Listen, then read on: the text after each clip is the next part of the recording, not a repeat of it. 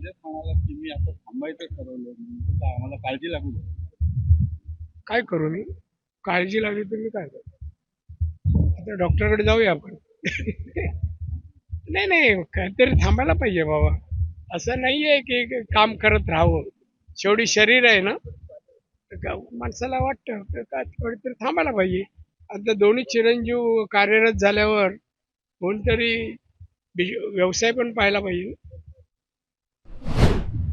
दादा तुम्ही मध्येच म्हणाला की मी आता थांबायचं ठरवलं म्हणून तर आम्हाला काळजी लागू नये. काय करू मी? काळजी लागली तर मी काय करू? आता डॉक्टरकडे जाऊया आपण.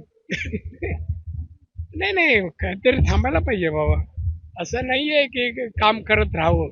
शेवटी शरीर आहे ना, तर माणसाला वाटतं तर काय थोडीतरी थांबायला पाहिजे.